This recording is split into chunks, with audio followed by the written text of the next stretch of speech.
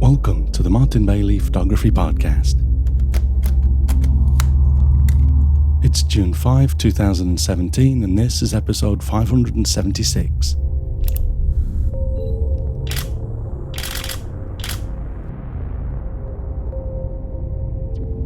Today, I'm really pleased to be able to bring you an inspiring conversation with my friend David duChemin, in which we talk in depth about many of the concepts in his latest book, The Soul of the Camera, The Photographer's Place in Picture Making. We didn't script the conversation, so there's no manuscript for you to follow along on the blog as such, but I have put a few of David's photographs on there and some links to the book and everything, so if you'd like to check that out, go to the blog post at mbp.ac/576. I'm actually going to be releasing this during the first few days of my complete Namibia tour for this year.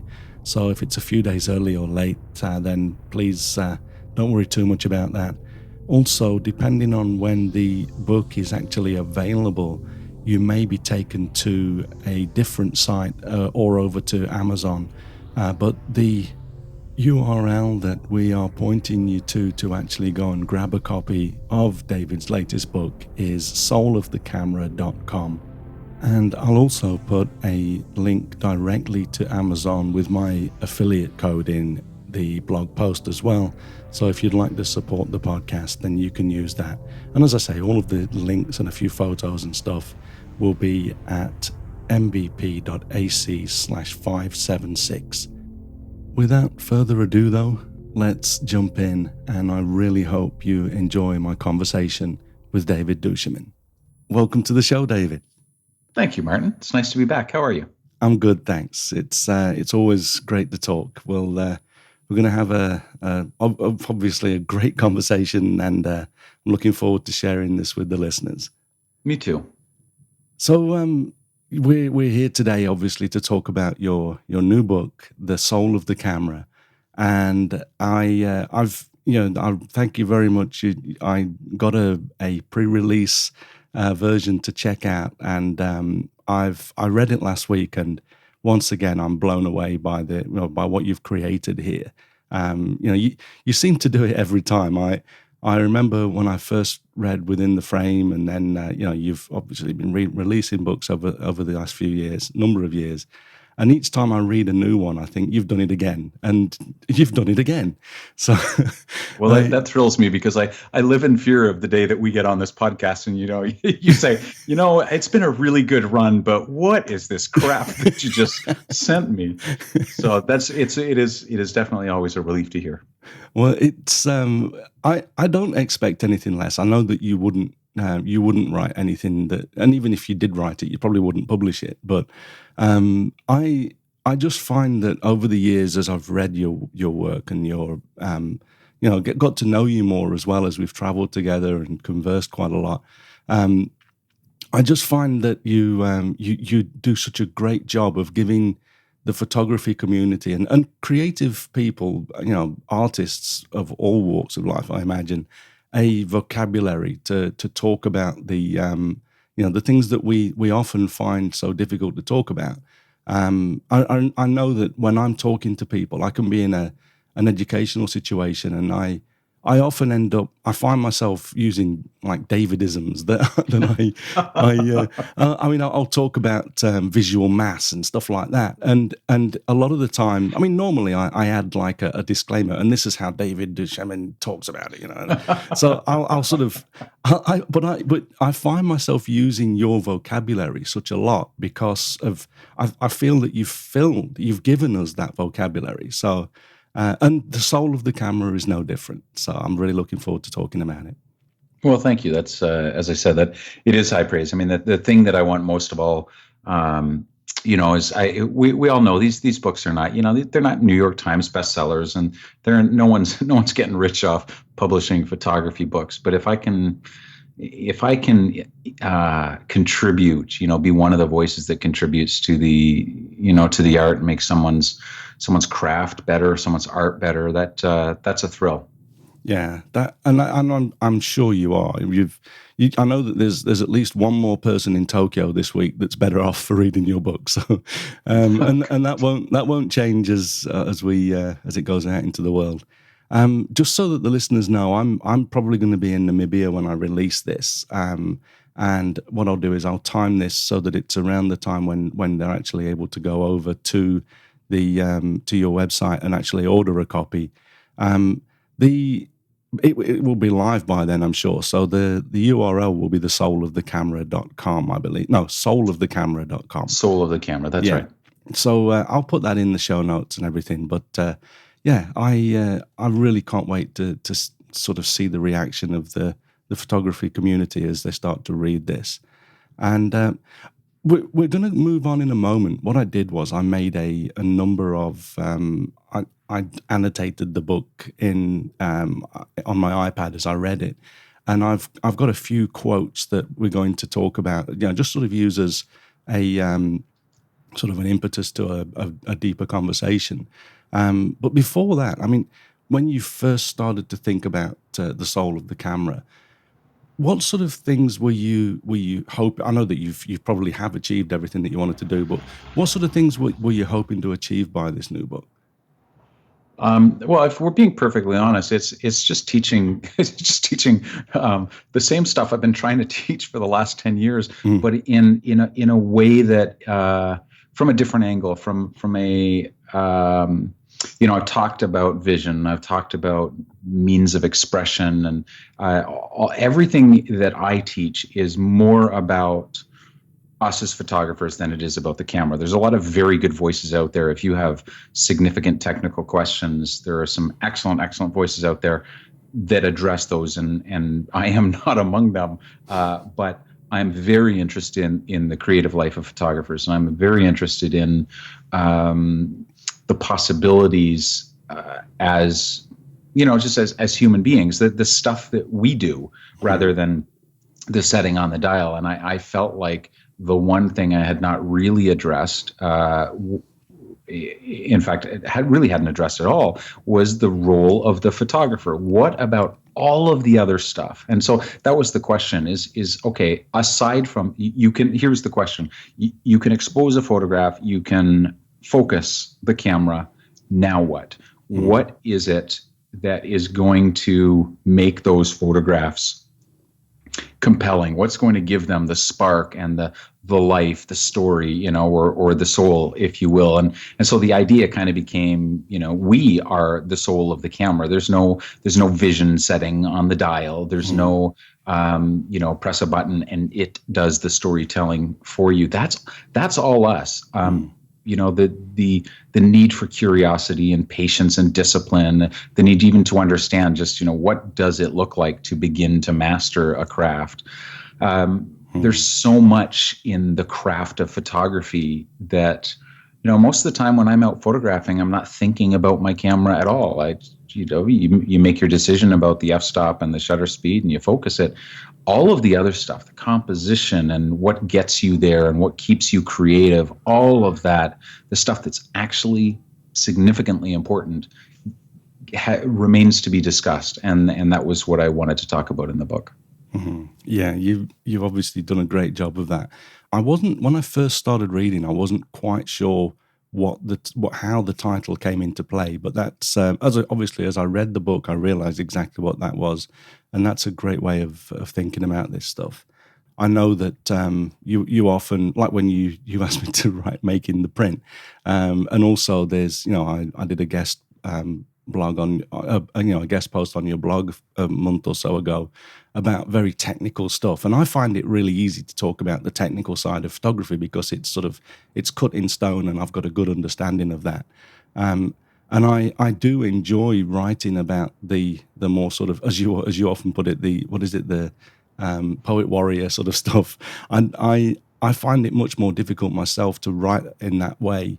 And I just think that yeah, you've done, as you always do, a really good job of sort of taking those and sort of splitting it up and really talking about the side that you've just mentioned, the putting the soul in the camera, which is something that we often think of as, it's just a machine in a lot of ways. But what I'll do is I'm going to move on, because this really leads in pretty well to the first quote that I marked in the soul of the cameras, and that's the right on page 1.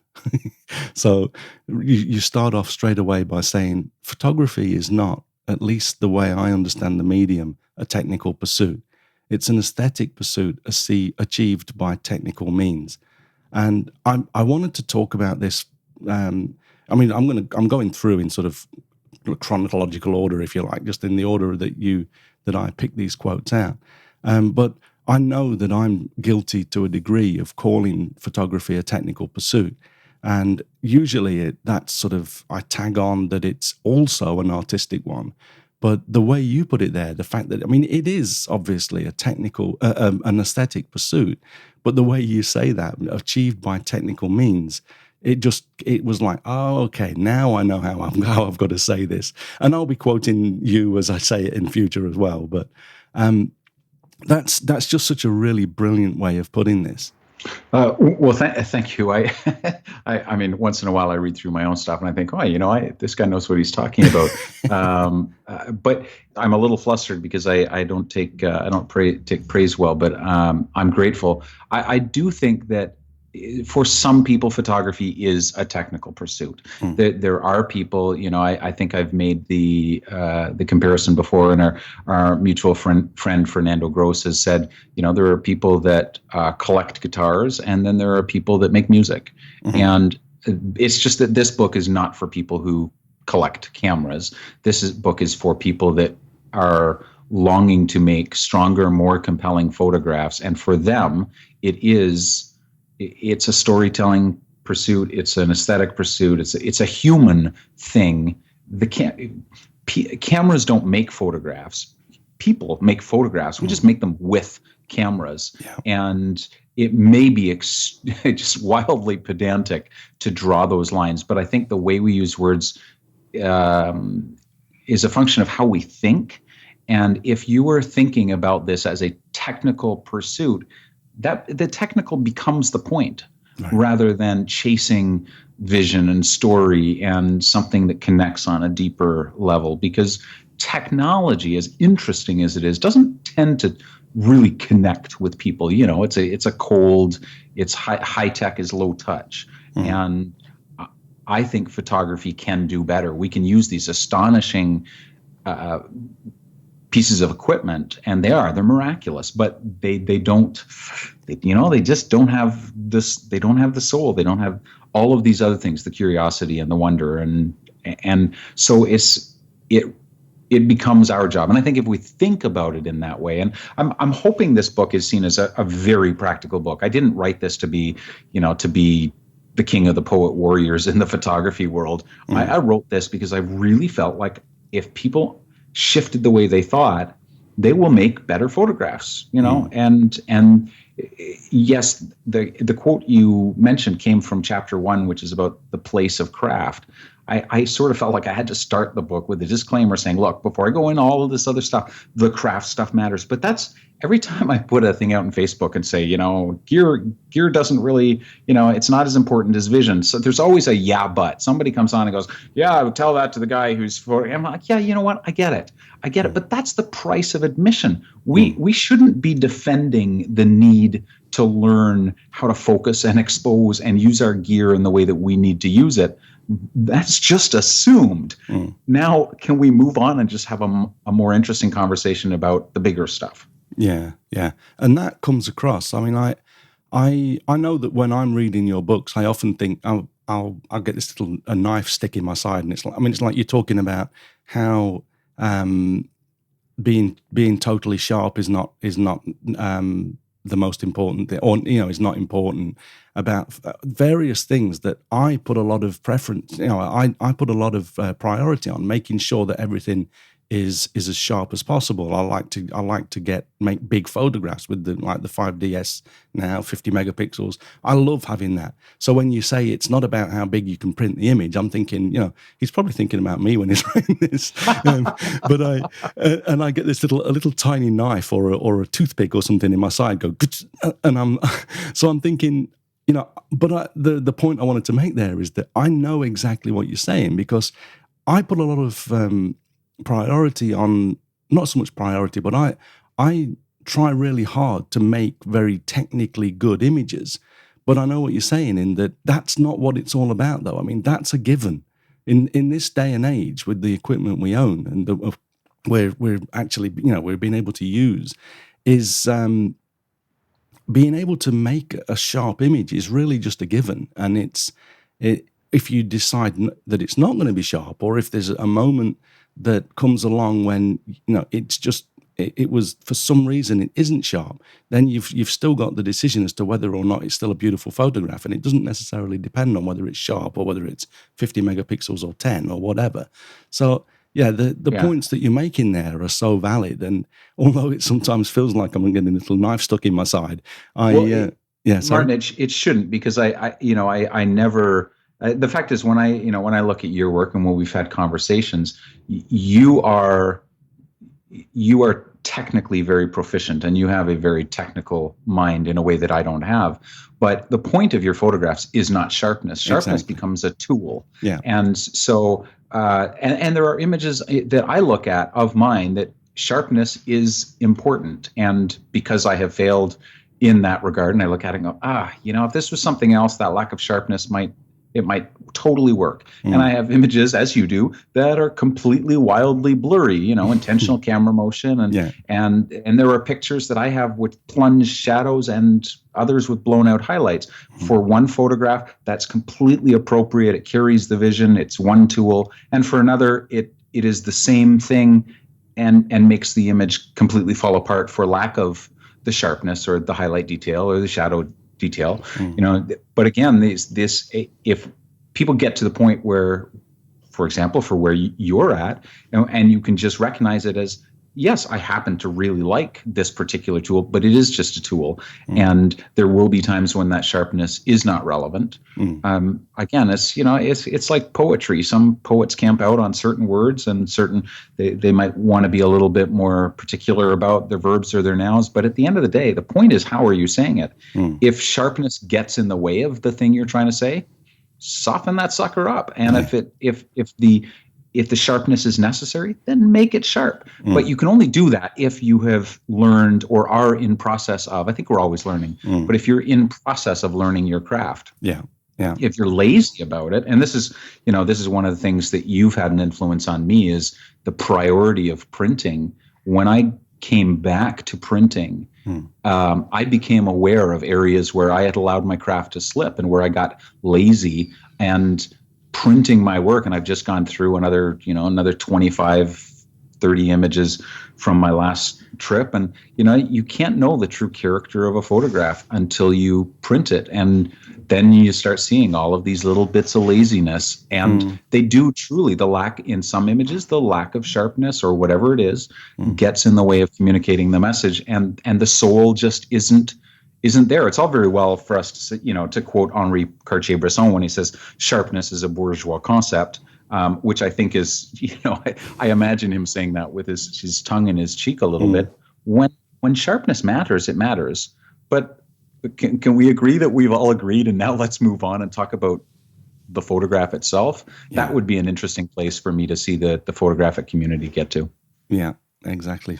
Beautifully put. So the one thing that jumped to mind as you spoke there, and I'm not sure if we've spoken about this in the past, but you talked about plunging the shadows, and I actually, every time a new camera comes out, people start talking about how it's got a wider dynamic range and this, that, and the other. And I imagine that there'll be a time, probably in a few years, when the dynamic range of the cameras is so great that we obviously we won't see so many HDR images because it'll all be there anyway. But I find that at the moment, what I'm doing is obviously I'm using the technique that I was talking about, exposed to the right, and I find that I can get the full range of dynamic range in the images that I want. But I enjoy the fact that we still get nice deep shadows. And I think we have spoken about this in the past as well, but a lot of the time the shadows are what make the image. If you've got no shadows, then you've obviously got no light areas. It's all just low contrast. Mm. So I think that as the cameras do get better, and we end up with like, I don't know, 15 or 20 EV of dynamic range, I'm gonna still be going in, I imagine, and grabbing the sliders and plunging the shadows on purpose, because they often add so much mood to the image. And do you find that in your own work, do you darken shadows down, to sort of compact the dynamic range in your images as well? Well, okay, you've opened a Pandora's box. You have double clicked a zip folder here that I have actually changed the way that I shoot significantly, Mm, bearing in mind that I'm not doing astrophotography and super crazy low light stuff. mm, I've kind of got to the point, and for those of you listening, this is my thing. You might not want to follow me into this insanity, but mm, I've actually kind of gone back to shooting like a film or a JPEG shooter. mm, I'm Because I'm shooting mirrorless and I can see my histogram and I can make the compromises know I need to make, because when I can, I'm shooting at lower ISOs, and the sensors these days are so good, mm, because so much of what I'm doing is in black and white, and I'm actually adding grain. mm, And you mentioned these cameras going into crazy, getting 20 stops mm, of dynamic range. And I'm like, I hope to God when that happens that Leica comes out with a black and white Leica M with like 10 stops of yeah, dynamic range, yeah, so that I can go back. And I love, if you and I have ever talked about, even mentioned HDR, this has come up, because I love shadows. And I yeah. think that's the one sin of the overcranked HDR. HDR itself is fine for those that want to use it for their purposes, Mm, but overcranked HDR, where you lose the shadows, where you lose these incredible compositional elements, where you lose the mystery and the, mm, gosh, who was it? It was one of the painters, and I want to say it was like Monet, but I may be wrong. But he basically got to the end of his life and realized that the most powerful, the most compelling color that he could possibly use was black. And I love that. And I was at a Degas exhibit in Australia, and there was a similar comment made that if Degas would go back and do his career over, he would just do black and white, mm, which is astonishing for a painter to say. Many photographers started with black and white because that was just what film was. mm, Um, you know, so yeah, I really like, and this plays into vision. Not everyone has this vision, but for those that like deep saturated shadows, you shouldn't allow the cult of the histogram to mm, make you feel shame over the fact that there are no details in your shadows. mm, Maybe there doesn't need to be. Maybe if you have a camel shot against the sunset, to have detail in that camel is only going to take away from the power and the grace of the mm, shape mm. of the camel. And let's face it, no one's sitting there going, gosh, that's a great picture of a silhouetted camel. If only I could see the identity of that camel. Like, Yeah, I can't. Which camel is it, for God's sakes, David? Give me some friggin' detail in those shadows. No one has yeah, said that to me yet. yeah. So yeah, I'm with you. I adore shadows. And I think a lot of the photographs in Soul of the Camera, I made an intentional decision only to work in black and white, and to repurpose some of my older work. It's quite kind of inky and dark in the shadows, and I love it. I'm pushing my blacks and Mm, cranking my tone curve and doing what I can to restore a feeling. When I was 16, I picked up black and white film for the first time, and that contrasty, just, there was something about it, big grain, because it was cheap film, and I mm. was crap in the dark room, so I was always blowing my negatives, like at the development, and so it was grainy and contrasty, and to me, maybe it's just there's a nostalgia about it as well. I don't know. Hmm. Yeah, maybe that's it. I do I understand what you're saying about the way you've changed the way you photograph, and there's I'm sure you've heard the technical term, that ISO invariance, and that they I did a post about this maybe about a year or so ago now, but most of the cameras that we use now, I still use the exposed to the right technique because that's how I'm comfortable shooting, and I do believe that there are benefits to that, but Of course. Yeah. there's also, I mean, with ISO invariants, I know as well that even with a field full of white cranes on a white background, I could do now with the cameras that we have, I could do no exposure compensation. I could go to full auto and just let the camera do what it wants to do, and I could then increase the exposure to make it all white again in the software that we have, and the Mm. quality of those images with the cameras we have now wouldn't really change, because there's there it's basically, it comes down to ISO invariance. And I did some tests even with my 5DSR, which is it's small photo size, 50 megapixels on a 35 millimeter sensor. And Mm. I went in and did some tests, and I found that I can still push an image. I can shoot it at 100 and essentially underexpose it, or I can increase the ISO to say 800.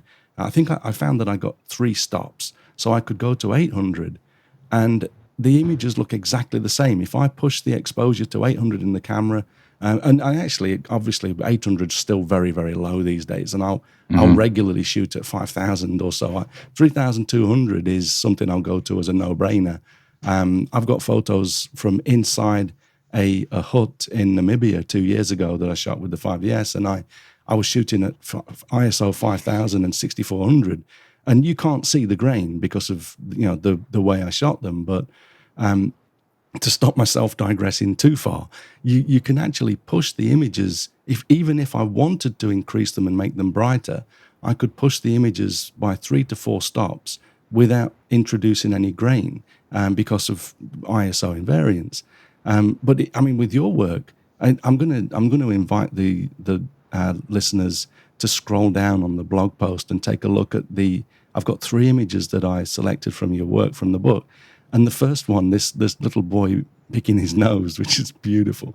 Um, you've got such deep shadows there, and I imagine that even if you just pointed a camera at that in full auto mode, you'd still end up. Obviously, you wouldn't get exactly the same image, but those deep shadows that you've got there, you don't really necessarily need to like. I mean, I would still shoot this in manual because it's just how I work.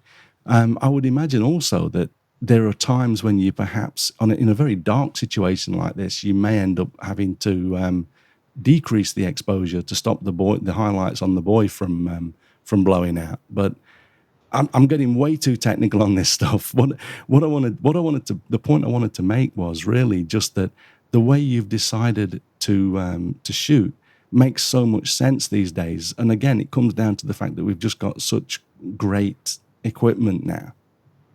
I think the incredible advances that have been made in digital imaging now make it, as you point out, this is not an excuse to be lazy, but it does allow us. We do not now need to be so neurotic Mm, about, oh God, I got to get within 1 stop. I can't blow out my this, or I can't. It does, again, without justifying laziness of craft. It allows us to put our creative energy into being creative. If we only have so much attention span, mm, it's really nice now that we can direct more of that attention span to waiting for the moment, to composing, to all of the creative stuff, as opposed to sweating over our histograms and bracketing things and chimping our photographs and, oh God, I hope I got it. Now we can stay in the moment for longer. We can be a little bit looser with things, because, as you said, I used to, 800 ISO, that freaked me out. Even on my Canon 5D, I just 800 is like, that's getting crazy.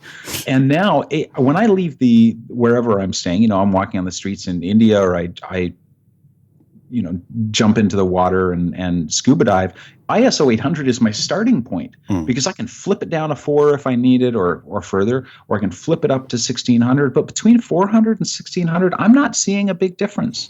yeah. And it allows me so much freedom. And I know that if I get it, and again, I don't want to justify laziness, but if I get it close, Mm, I'm way more interested in just getting it close, because there have been some of the best photographers in history have been a little bit lazy with their negatives. mm, Some of them are really not that great, and you look at them now, but you look at their contacts and go, wow, they're sure they're cropping those, and the negatives weren't so great. Like, they're the people that printed their work deserve almost as much accolades as the photographers themselves. So maybe it's a return to focusing on what we should be focusing on all along, which is the image itself. yeah. Yeah. Couldn't agree more. What I'm going to do then, I'm going to read out the next quote that I picked out from The Soul of the Camera. And that's from page 36. You said, yes, it's true. Everything has been photographed. But unless all we want to do is say, here's what this looks like, rather than the much more subjective and personal, here's how I see it, here's what it feels like, we can do better. So I'd love to talk about this a little bit more. Well, I actually can't remember which chapter that's from, but I do. One of the things I talk about in the book is as again, the place of the photographer in picture making. Part of our place is a willingness to interpret what we see and then photograph from that place of interpretation. Not just to say, behold, here is the Taj Mahal, because let's face it, if you want a picture of the Taj Mahal, you can go on a Google image search and there will be 100,000 images of the Taj Mahal, some of them really horrible and some of them far better than anything I've ever made. But if you want a photograph that is creative, that interprets, that says, here is the Taj Mahal the way I see it, the way I feel about it, then that requires a willingness to interpret. That requires us to use the most incredible photographic tool we have, although it's sometimes the least used, and that's our brains. To actually work through the creative process, maybe struggle a little bit, maybe try some sketch images and realize, okay, that one's not working and this one's not working, but hey, if I change my angle or my focal length, and then wait for a better moment, wait for someone to come in to the frame or whatever, that willingness to interpret, we need to embrace that, because again, if we're trying to cut through all the noise and be create the one photograph that's going to stand out, we've got to do better than here's what it looks like. And I'm not the only one saying this. I mean, all kinds of people have said it before. David Allen Harvey, who's way more qualified to speak about these things. Most of the photographers of the last 100 years at some point have said some version of shoot what it feels like, not just what it looks like. Put something more into it than just, behold, here is the Taj Mahal. Because you know what? We all know what it looks like now. Yeah. 50 to 100 years ago, people were coming back and saying, look, this is a guy from Papua New Guinea. And we were all going, oh my God, that's really? But now we already know, in fact, the guys from Papua New Guinea are probably going to the Taj Mahal and going back and going, here's what the Taj Mahal looks like. And they're all going, we know, we've seen it on Google image search.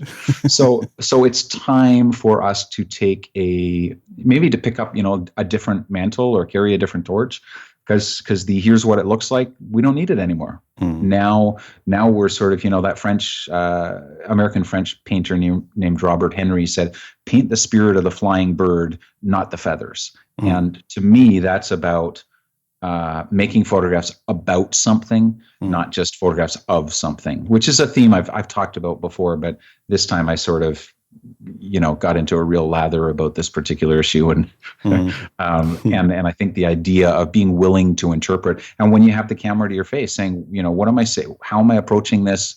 That brings some emotion to it. How am I representing not just this place, but a unique moment in this this space or whatever it is you're photographing? How can you bring your own opinions and thoughts to this scene?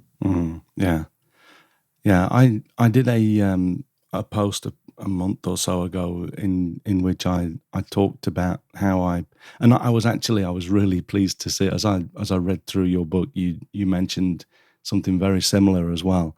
But I, although I generally, if I decide I'm going to go somewhere, it's usually some sort of a visual clue. I'll have seen photos of it somewhere, or I'll have seen a documentary on TV that piques my interest, and then I'll say, okay, I want to go there. But once I've decided to go somewhere, I try not to look at other photos because it sort of plants these seeds that you go there and you spend your whole time trying to find someone else's photos. And in that post, I was talking about that how what I normally do now. I Even if I know that everything's been shot, but I don't try necessarily to avoid the cliche, or if there's some images are just so obvious that you're going to end up making them. But to me, the most important thing is to try to not base that on a photograph that I've seen, but to still leave myself open to the scene and shoot it how I want to, based on the visual sort of input that I'm getting from the scene itself. And obviously, I do try. I'll work around. You talk about in fact, the next thing that we'll talk about is about the iterative nature of photography and how we sort of, you'll go in. I mean, I've seen you work in the field, and I know that you're a master of this, and sort of shoot something from one angle and then just sort of asking questions. And what if I go a little bit further over here, or what if I use a different lens, or what if I get in a bit closer, and various things. And we gradually work down to what we believe is the sort of the optimal image for that, from our perspective, for Mm-hmm. any given subject or scene.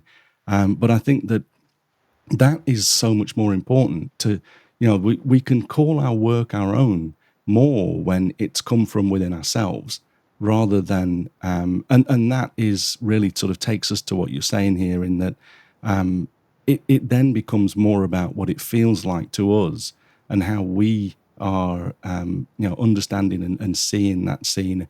And of course, there's all sorts of, again, being the technical sort as I am, I'm starting to think that even as I speak, then we've got things like, okay, yeah, well, you slow the shutter down, you're going to get more subject movement, or movement in the frame. If you speed it up, you're going to freeze things, and we start to use all of those technical decisions. But it's all, again, coming back to what we spoke about earlier. It's all just a means to really sort of get the pixels, in the final image, that are representing how we're feeling about it. So yeah, it's a great way to look at this stuff. I think you're absolutely right. I think the expectations do blind us, and when I go to a place, let's go with the Taj Mahal. Yes, go photograph the Taj Mahal, and yes, take the cliche shot. Just don't stop there, because Mm, mm, creativity, as you mentioned, it is iterative, which means A leads to B, leads to C, leads to D, and eventually you're at a combination of letters you never expected. And it leads to the silent Q, and you're like, how did I get here? But mm, it is so much closer to the way you think or feel, or something that's authentic to yourself, mm.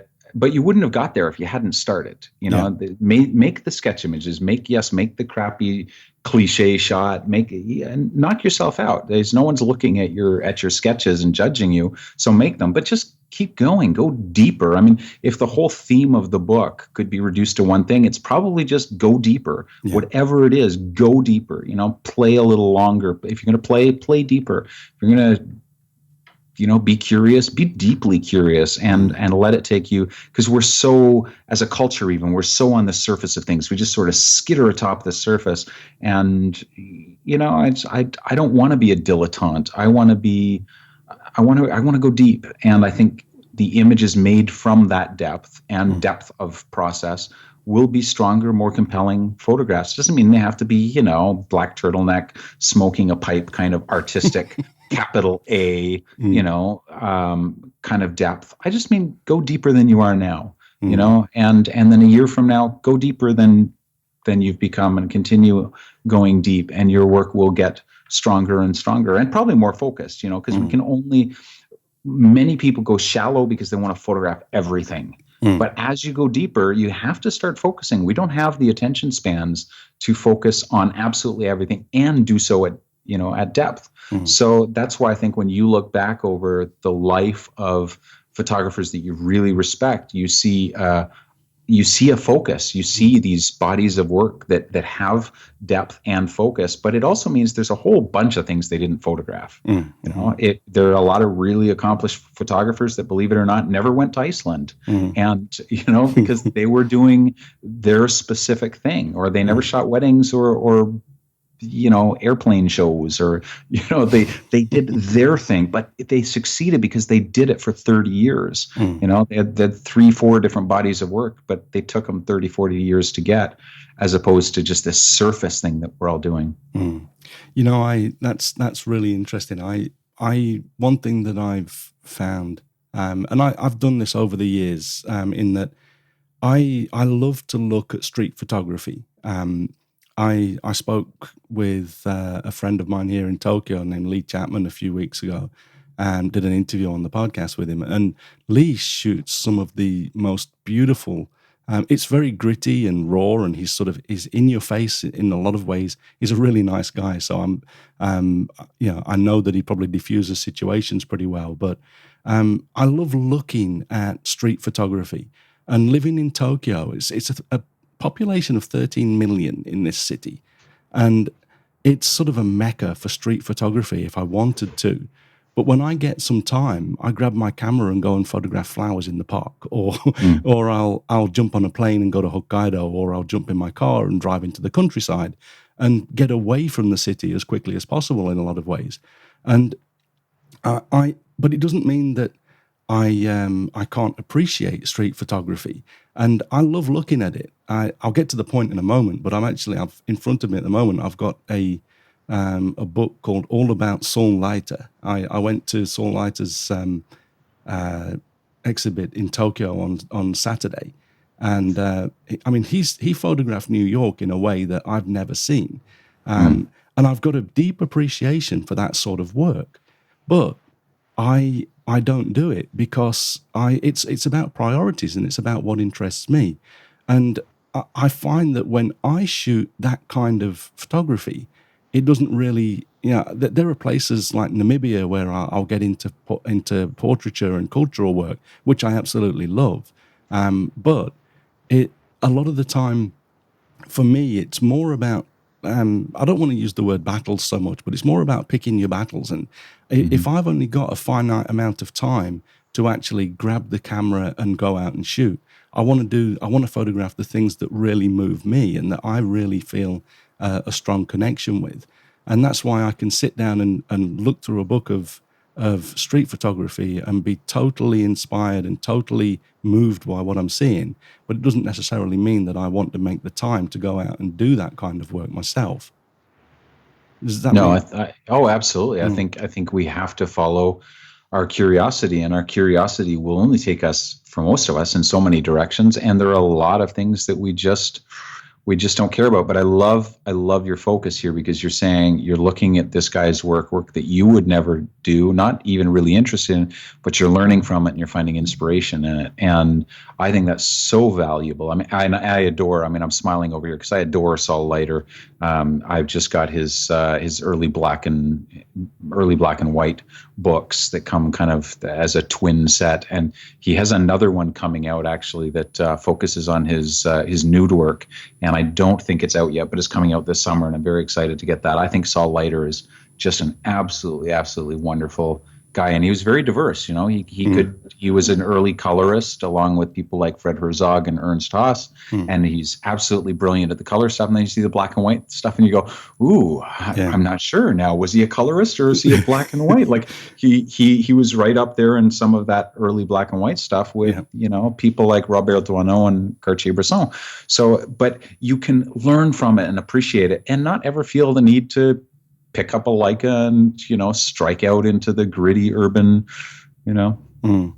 Yeah, I think it's obviously going to have that effect on some people, and again, that's really just following our hearts. If it moves you to the point that you do grab a Leica and go out and shoot the same sort of stuff, then that's great too, of course. But yeah, it's one of those things that we can gain, and you talk about a lot of this sort of stuff in the book, of course. But we gain our inspiration from a lot of different places and sources, and it doesn't necessarily mean that we have to use it to make exactly the same sort of work.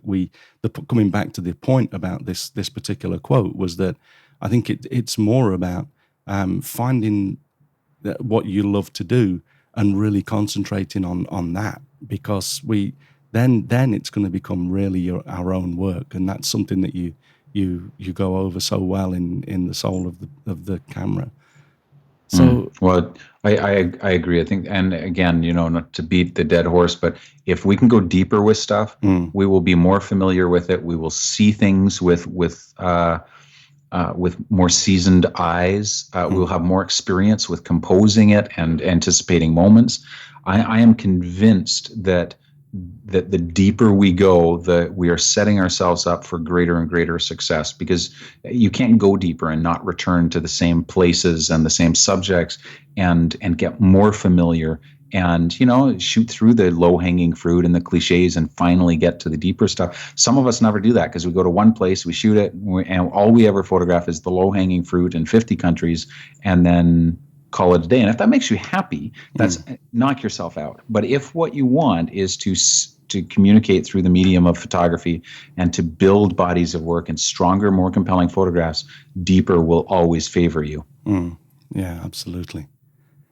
Excellent. So the next quote that I picked out was from page 59. You say, "Patience matters because of the iterative way our creativity works. The way inspiration and ideas always seem to come after false starts and detours. It's our ability to pursue those false starts and not fall into despair the moment we realize we're further from our best ideas that makes sure those detours become just the longer, scenic route to wherever it is we're going, instead of a dead end." And this is great. Again, I mean, before I say what I was thinking here, do you have anything to add to that? Obviously, Well, I think it actually, well, it is, but it, I said what I had to say when I wrote it. I think it speaks to the conversation we just had, in the sense that you need to wait, and by patience, I don't mean just sit on the side of the road and wait I mean active, perceiving, receptive, being ready, working through it. And it's patience on several different levels, including patience with yourself, including the idea that, yes, I know you're 22 and you've had a camera for all of 3 years and you feel you should have mastered this craft, but fasten your seatbelt, because it's going to get more interesting over the next 30, 40 years. And now I've been doing this for 30 years and only now beginning to feel like, yeah, now I understand my tools to the point where they get out of the way. They're much more intuitive. I understand myself. I'm more gracious with my own failings, and also just kind of, I'm less tolerant of all the bullshit, and I can kind of just follow my own desires and my vision, my curiosity, whatever. So I think having that kind of patience and then not taking it so seriously.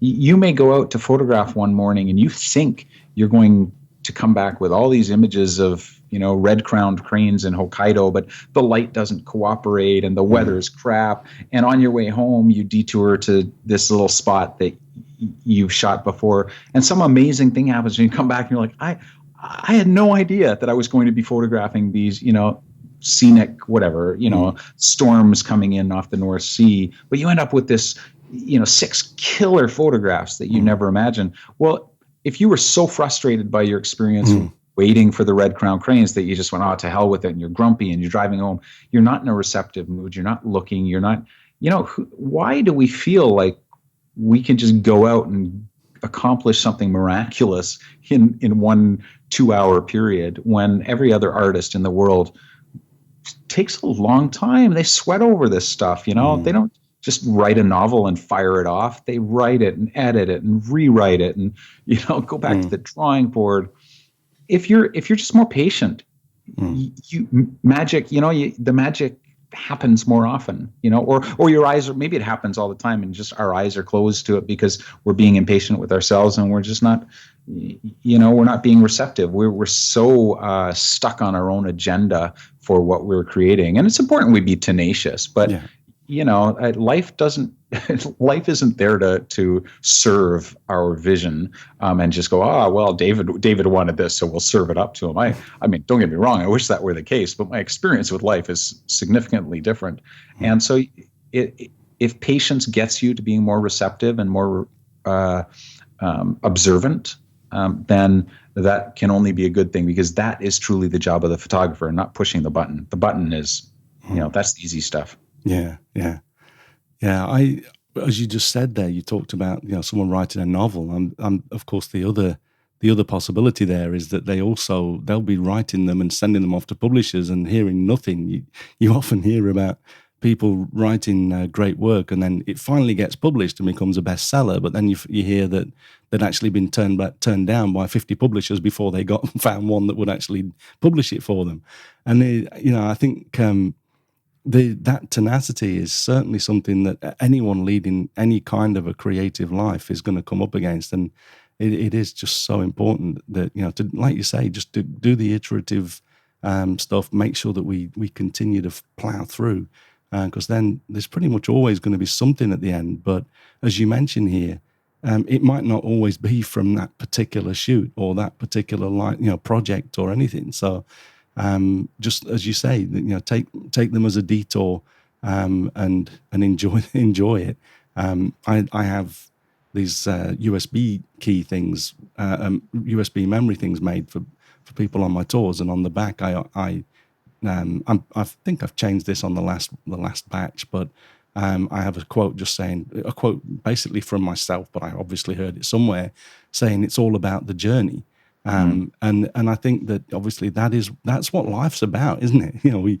We experience all of this stuff and we become who we are based on the experiences that we gather through life. And so, and that's in life itself, but also in our photography or any other creative pursuit. We have to sort of gather all of these experiences, and so even if it doesn't turn out, then we're still going to be made richer by whatever we try. And even if it's like, okay, so that didn't work, so we chalk that up to experience, we still benefit from it because we now know something that doesn't work, as well as we're on our way to the next thing that possibly could. So Totally. I mean, that morning you spend photographing something and it doesn't go well, and you berate yourself for being, oh God, how could I have been so stupid? Or I forgot this, or I didn't do this. You know what? It's just a crappy bus ride. That's all it mm, is. It's a crappy bus ride. And if that crappy bus ride gets you to where you're going, mm, then it's worth it. Everyone has to have a crappy bus ride. I get on crappy plane rides all the time. mm, But they're the price of admission. They're what I need to do to get me there. So, but I think when we write it off as, these, all I photographed was garbage and it blah blah blah, and if you're missing an opportunity to learn. You're missing an opportunity to look at those photographs, and instead of treating them like garbage, treat them like sketch images and say, okay, what did I like in here? What was I trying to accomplish? What did I accomplish? What did I not accomplish? How can I learn from this? And just be gracious with yourself, because again, sometimes guitarists, they sit down, they just play scales, they just play their chords and scales, and they do their exercises. Maybe you going out and shooting, I mean, I've been whole trips. I did a whole trip to Cambodia and Laos, and I don't think I've ever shown a single photograph from there. mm, It didn't work with me, mm, but I learned a lot, and I mm, came back and I licked my wounds, and I looked at the contact sheets on my computer, and I kind of went, okay, what can I learn? What could I have done that I did not? mm. And then you apply that. But I tell you what, the only worst thing that coming back from Cambodia and Laos with a bunch of lousy photographs is not leveraging that, not learning from it, and it being totally wasted. Mm, mm. Yeah, excellent. So I'm going to jump on. I'm going to skip a couple of these because we're coming up to an hour, and we've actually touched on a number of these things as we've just spoke. So I'm going to jump down to a quote that I picked out from page 175, and you said the biblical story of the creation of humanity has the Creator making man from clay and then breathing His own life into him. I find that symbolism striking and relevant. If our work is to be human, it's our task as its creator to breathe life into it. Inspiration, literally to inhale, is everything we do to draw our deepest breath from the world around us. But it's the act of exhaling into our work that makes it ours. that gives life and spark to what we make. Um, Again, I love this. A lot of the time, I was reading through The Soul of the Camera, and this is one of those times when the hair on the back of my head stuck up a little bit, and I was thinking it almost like one of those epiphany sort of things. But I've in the past, I've noted to myself that inspiration means to inhale, but I'd never thought about the fact that we're breathing life into what we make as we exhale. So I just wanted to sort of to mention this as and have a bit of a deeper conversation on this as well. Is there anything you'd like to add? No, I mean, I think it's important that we take it as metaphor. But I think, we as photographers, we talk a lot about inspiration and oh, I was so inspired, and and that's well and good. But it's not the holy grail. I mean, it's creativity is not, the creativity kind of gets this. We've put a capital C on it, and we've made it the sole domain of the art world. And inspiration kind of has gone along with that. It's this, it's one of the 12 apostles of creativity or something.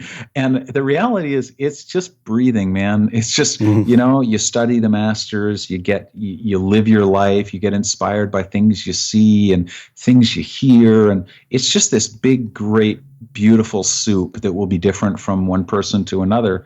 But none of it's worth anything until you exhale, until you do the work. And I really believe I love that I can pick up a book from, again, any of my heroes, Paul Strand or Ernst Haas or any of these guys, and I can look at them and I can study them, but unless I actually allow it to go deep and change, to raise questions for me to look at the stuff. Maybe I don't like it. Maybe I look at an image and go, boy, he was really mailing it in on this one. But why is it not hitting me? What is it lacking that in my own work I would seek to include and absorb it and then do something with it rather than, we sit in judgment so much and we like it or we don't like it. But, whether you're inspired or not has nothing to do truly ultimately with whether you actually go out and breathe your own life into what you create. And you do that that's just the hard work. That's making lots of sketch images, recognizing when you edit that some resonate with you more than others. It's one of my concerns about social media that we listen to the thumbs up and the likes and the hearts and the great capture mans, and we maybe allow those to sway us more than we should. So in my workshops now, I have actually short of forbidding them to do it, because I'm not a forbidding kind of person. But I have strongly encouraged my students for the week that we're together, whether it's Venice or India, no social media. Don't consume social media. Don't post to social media. And I don't want them sharing their work with each other on the trip either. I want them to do the work, not to be exposed to other people's thoughts and opinions. I want them to focus on their thoughts and opinions, because only when you do that and you find the courage to put it into your work and risk maybe an image that your social media feed's going to go, I don't know, but you feel like it's strong and it's powerful.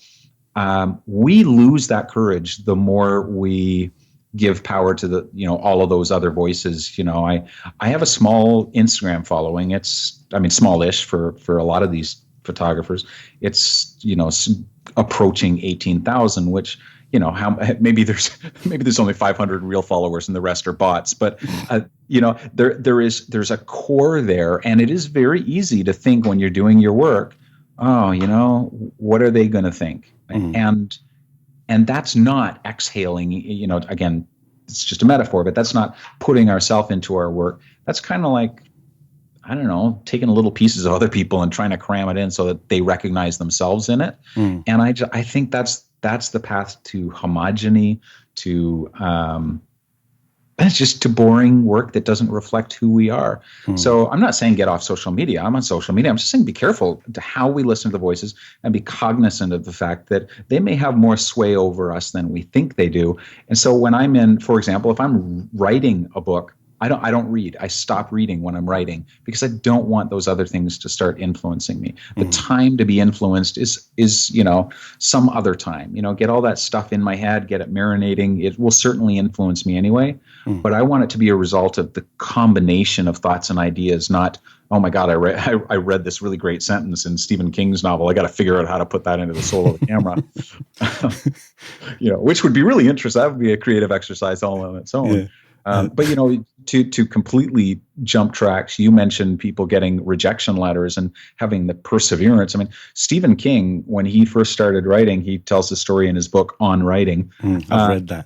And it's a brilliant book. And he talks about, he would tack up his rejection letters, and then he was nailing them up, and then the nail fell, was too small, and he had to get a bigger nail. And eventually he had like a railway spike or something for all his rejection letters. Yeah.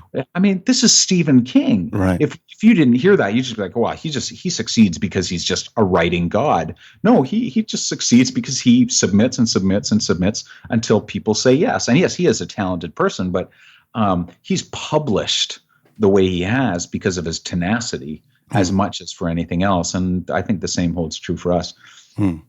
Yeah, I was actually thinking of On Writing when I said that earlier about people, because it is so many people you hear that that just have that experience. But yeah, it was Stephen King that I was thinking of when I mentioned that earlier.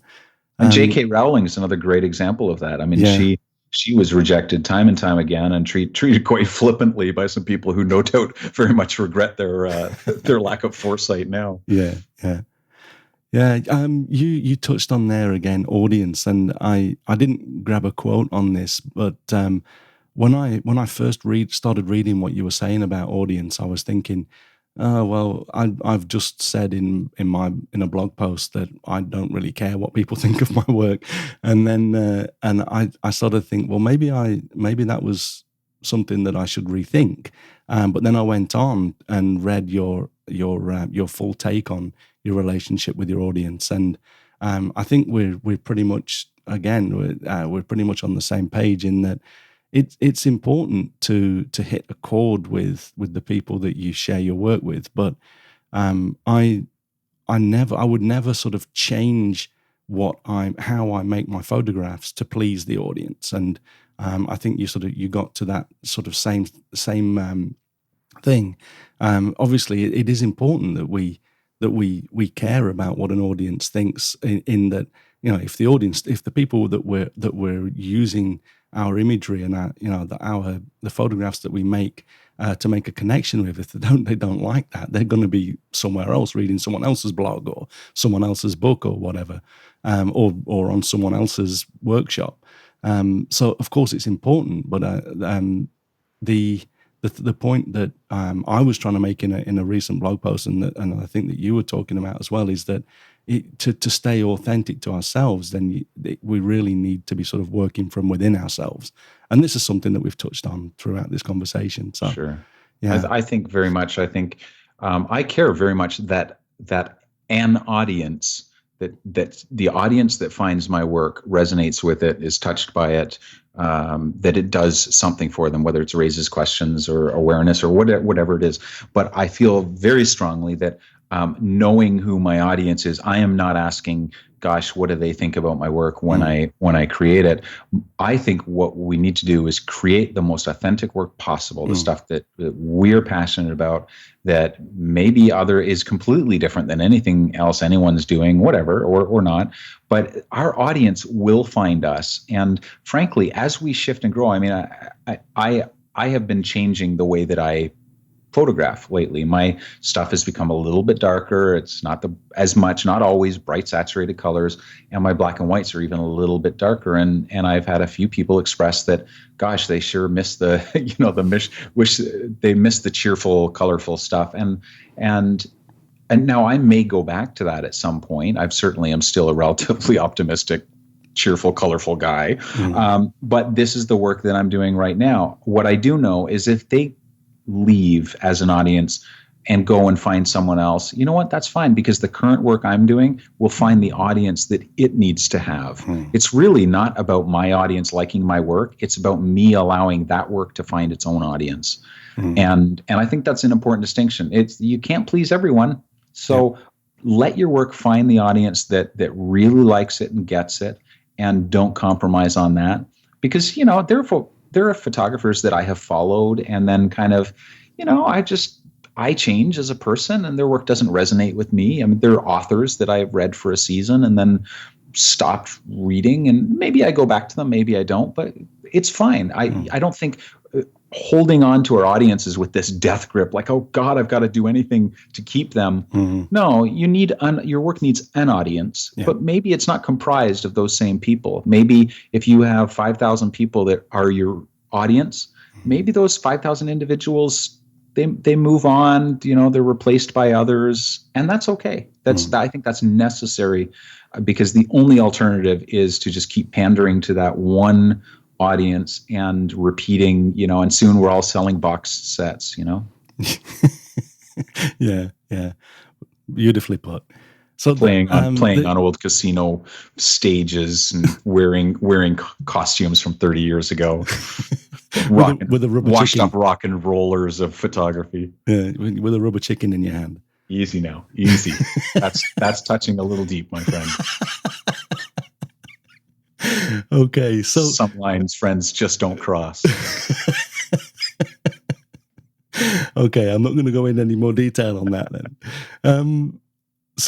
Yeah, that reminds me, actually, as you were talking about a crappy bus ride earlier, that reminded me of when we were together in Hokkaido a few years ago, and we'd be driving along, and you'd notice a crappy abandoned bus that was like half decayed and that.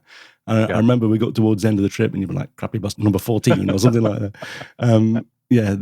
My portfolio of those crappy buses is almost finished. I'll be releasing it. Oh, I can't wait to see it. I'll be the first in line for a limited edition. I should point out that when you brought that up, I was like, he's not going to say we had crappy bus rides, because I never had a crappy bus ride with you. And that was in part because every 15 minutes we could stop and buy sake at a convenience store. I love Japan. Yeah, it's a cool experience. They don't like it if you drink sake in public buses here. Yeah, there a lot of countries you're not allowed to have alcohol inside the passenger area of the vehicle, are you? So that's but that's one of the great things about Japan. So I'm going to read out one last quote, more because it probably just finishes off the conversation pretty well, and that's from page 193. You quote John Wesley saying, "Light yourself on fire with passion, and people will come from miles around to watch you burn." And I wanted to add that in because I love that so much. I've not heard that quote, but isn't that so true? It is, and I want to remind everyone at home that this again is just a metaphor. Please don't go, immolating yourself. Put the gasoline down. Yeah. But it is true. We, for all of the talk of passion out there, and it's been, the word has been so overused that my eyes kind of gloss over when I say it, but for all of the talk of it, we see so little of it. And I saw someone, I think it was my friend James Victori, who's an artist, and there was a quote, and I believe it was his, where he said, "We could be so good if we weren't so comfortable being mediocre." And I love that, because, if we want our stuff to stand out, if we want to touch people, if we want it to mean something, light yourself on fire. It's not a comfortable thing.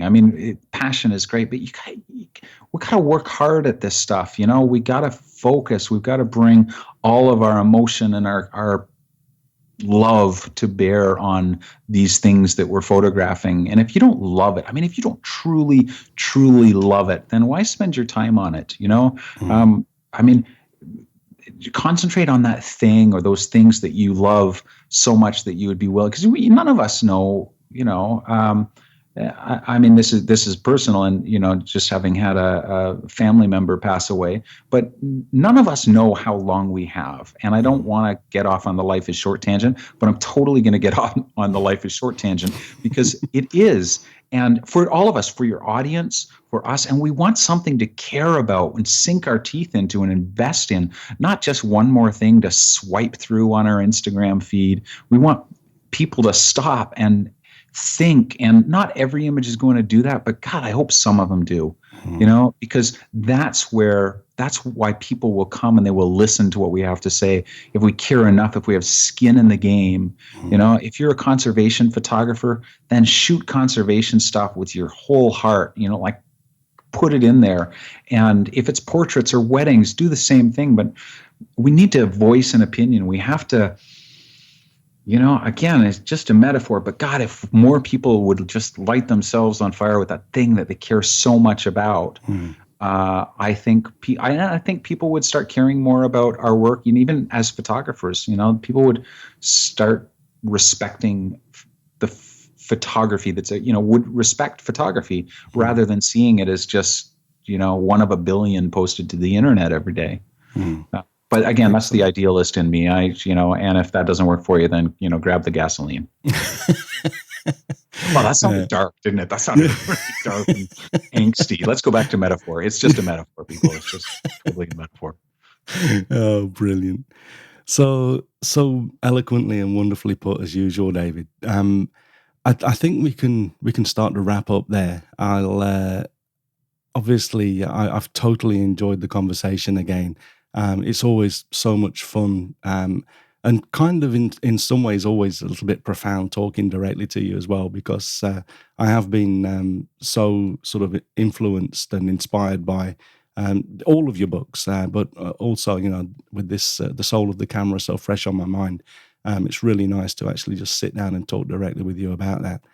As just a quick reminder that people will be able to go over to the soulofthecamera.com and grab a copy. But also, I just wanted to say once again, thanks very much. I've really totally enjoyed the conversation today, David. Well, and thank you very much. It's always a privilege and an honor, and hopefully one of these days again we'll do one of these in person, face to face, over a bottle of sake or something like that. Oh yes, yeah. I know you like whiskies. I just last week grabbed a bottle. What's it called? Orgbeck or something. It's from Islay. Was it Islay? Isla, yeah. Yeah. Ardbeg? That's the one. Yeah. Have you ever tried that? I have. I used to drink Ardbeg. I would even at one point have called it my everyday whiskey. Oh dear. which makes me, which doesn't put me in a favorable light, but only a little bit. Medicinally, it was purely medicinal. Well, I found that it totally disinfected my my throat. I didn't realize it's like 59% or something. I was on my third glass the other night, thinking, "Oh, this is nice," and I don't pour small glasses. But then I thought, actually, this is pretty good stuff. And I looked at it, and it's like 59%. I'm like, okay, I think 3 glasses is enough. Yeah, yeah. And it's funny you say that, because my preference has shifted almost exclusively to Japanese whiskeys lately. Oh, they make beautiful whiskey, don't they? They really do. And once you sort of get over this, because I used to drink only whiskey from Isla, and it's peaty and dirty, and it tastes like someone threw dirt in your glass, and I love that. Yeah. But I kind of needed a change, and I started experimenting with the only socially, at parties and stuff, initially, with Japanese whiskeys, and they make some really beautiful whiskeys. Yeah, yeah. I like.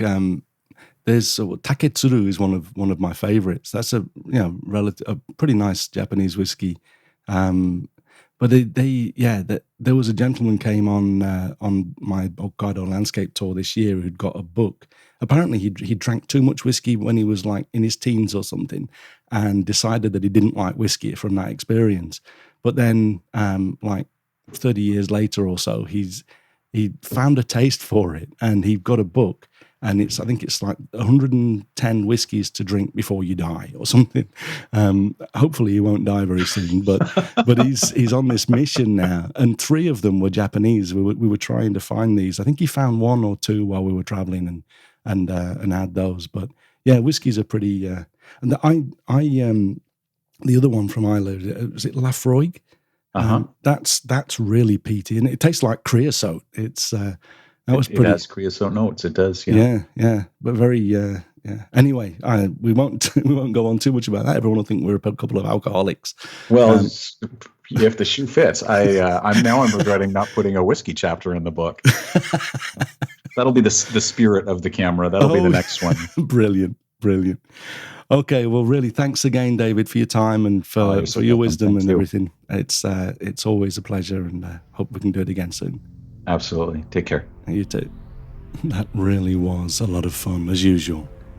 So, as I mentioned earlier, if you want to check out the few images that I put in from David and the links, go to mbp.ac/576, and all of that is there. Before we finish, I'd like to quickly mention that, I mentioned earlier that I'll be in Namibia for this year's tour when I release this, but I've just started taking bookings for the 2018 Complete Namibia Tour and Workshop. And it's an epic 17-day tour on which we photograph the beautiful landscape and culture, as well as the wildlife of this beautiful country. So for details or to book your place, please see the tour page at mbp.ac/Namibia. So thanks very much for listening today. If you enjoy this podcast, please share a link with your friends. Subscribe in iTunes or your favorite podcast program to ensure uninterrupted delivery. If you have a moment to rate the podcast or leave us a review in iTunes, that helps to keep us relevant in the huge number of podcasts out there now. You can find me on Google+, Twitter, Instagram and Facebook, and links to everything that I'm up to are at martinbaileyphotography.com, so do drop by and take a look. I'll be back next week with another episode, but in the meantime, you take care and have a great week, whatever you're doing. Bye-bye.